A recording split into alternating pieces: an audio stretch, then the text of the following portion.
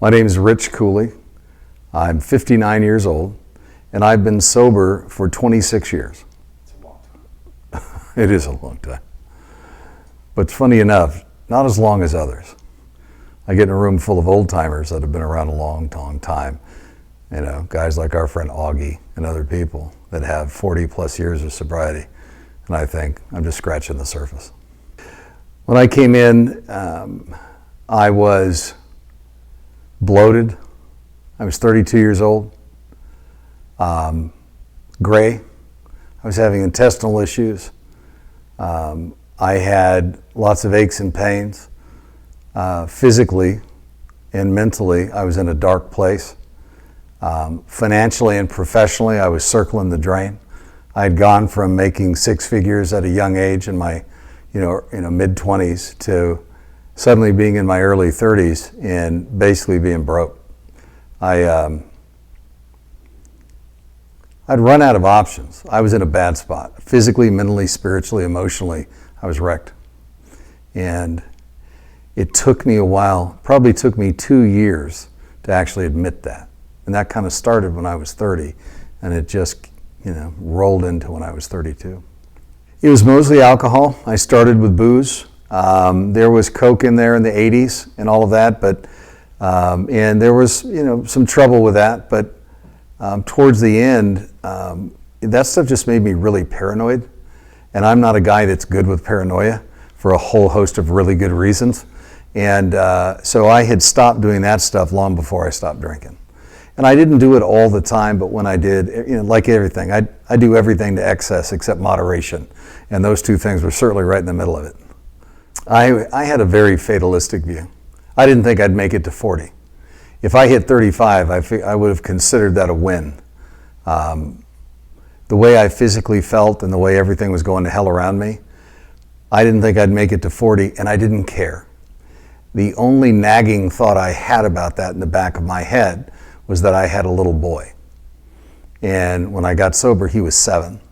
So a couple of years leading up to that, I didn't care if I got taken out by a crosstown bus. I really didn't. And I thought, I'm going to die young anyway, so what's the point? Because I just, in my bones, I felt that I was on a downhill slide and it wasn't going to end well. On the one hand, I knew that it was going to take a lot of work on my part because I'd been going in and out of recovery and meetings and things, never really doing much, just showing up. And I honestly didn't know if I had it in me. I wasn't afraid to die, still not afraid of death. I was always thinking, if that happens, it happens. But how do I live? And what do I have to go through to get back on the right track, and do I have it in me? And so I didn't know if I did, but what I did know is the men I saw in the meetings that I went to and the people I met along the way gave me hope, because those people had come from dark places, some of them much darker than I was in. And they had made a go of it, and they had made it work and made it back, and were living their best lives. And it gave me hope that that might happen for me. And that's all it took. That small amount of hope gave me the motivation and the ability to take those first steps in recovery and, walk the path that I've walked. It had been a long time coming, and I just happened to be out with a girl I was dating at a bar on Main Street in Seal Beach, California. And my friends knew that I had been staying out of the bars because I wasn't a very good drinker at that point. And I ended up not going around where everybody used to see me. And these are guys I knew from college, my fraternity brothers. And one of them came into that bar while I'm sitting with this girl, and he looks at me and he goes, "Rich, I see you're drinking." He goes, I thought you were on the wagon."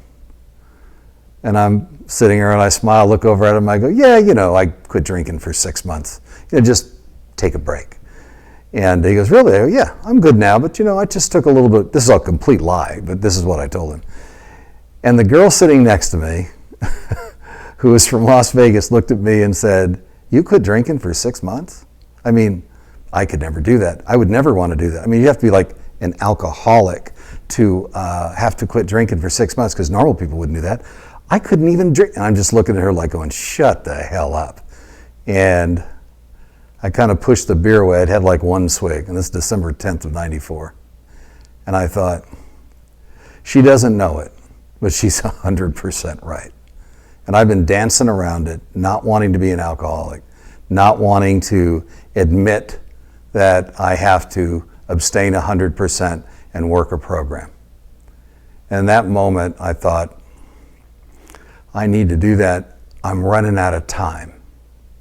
Physically, I felt like I was running out of time. And I had all kinds of gory things that I won't bother you with, but it wasn't good. And I had some kind of shot of motivation that said, she's leaving in the morning, you need to chill out. I need to stay sober this Sunday till I can get in that meeting and go see the guy that ended up being my sponsor. And I needed to do that. And so I sat home and napped and chilled, went to the meeting, asked him to be my sponsor. And I just walked in. I was desperate. You know, I tried not to show it, but I walked in. It's funny because I hadn't been to that meeting in a while. And the guy's name is Miles. And Miles looked at me and he goes, "Where you been?" And before you could skip a beat, he goes, "Never mind. You look like crap. I know where you've been. Come here." And he drugged me down to the front of this meeting where it was a speaker meeting. And I sat there, and afterwards he said, "If you do what I ask you to do and you do the things I do, you can stay sober." He goes, "Are you willing to do that?" And for the first time, instead of arguing or let me think about it, I went, "Yes." He goes, "Well, I'm going to ask you to do this, this, and this. Will you do it?" "Yes." "Okay. I'll pick you up tomorrow morning, 6:30. Be up front. At 6:31, the car pulls away. Be ready or I'm out." I was out there at 6:25, and I went to meetings with him every day for over 2 years before I moved to Phoenix. And it worked, but I was in bad shape. And for some reason, an alarm bell went off in my head and said, "Clock's ticking. And if you want to survive this thing, you need to take action." And thankfully, I was able to. The human interaction part is huge. It lets you know you're not alone and that you're no longer different, that you're amongst friends. Going to meetings, talking before and after meetings, going and having coffee, doing some fellowship, and just getting to know other people that have the same affliction, that have similar stories, but some of them with profound differences, but always a commonality at the core. I had a lot of time to spend with him and other men and women that were in the program. And when you come in, you're so filled with guilt and shame and feeling apart from as opposed to a part of. And having those people reach out their hand to you and invite you to coffee and do different things. And then when things are tough and you share a little bit, they go, "Yeah, me too." That connection, that human connection that bonds us together with this common affliction and also with a common solution got me through. I was going to a meeting every morning and 4 or 5 at night, during the week and working between. And it saved my life. Those people and the program and the meetings and that, not just the interaction, but the sense of belonging. Because I have to tell you, by the time I got to that point, to walk in there to that first meeting, my mother wasn't talking to me, my brother wasn't talking to me, my friends weren't talking. I mean, I felt very, very alone. And I was trying to keep up a facade for my 7-year-old son. I didn't have any interaction. I had no closeness with anyone. I had no intimacy. I had no friends. I was sharing fears and hopes and dreams, and I didn't have anybody to talk to. So I'm left to my own devices. And I was drinking at home at that point. I wasn't really going to bars. The fact that I was out with that girl that my friend saw me at was unusual. That's one of the reasons they thought, well, he's not in bars anymore. I was just drinking at home because I couldn't drink in bars anymore. So I'll tell you what,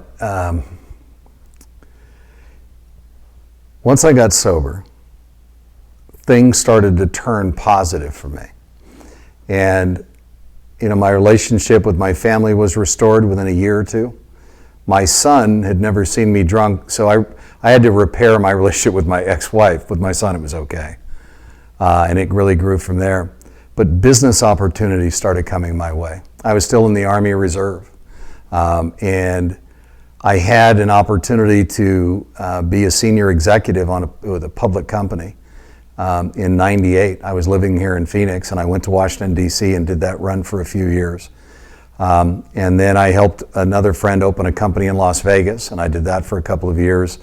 And then I ended up going to be the number 2 guy at a global company out of New York that was also in the transportation and secure transportation and armored vehicle world.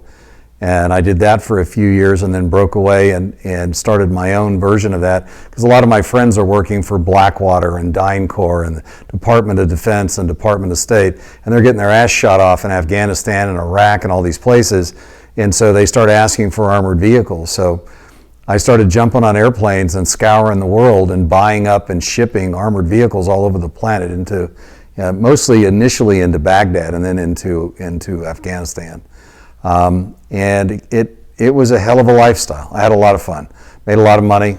Along the way I've had setbacks. I got married and divorced, and so I've had ups and downs, but I never felt like I needed to drink through any of it. From the high highs to the low lows, from challenges or failures to successes, I've been steady the whole time, sharing all of that with my sponsor and with my friends.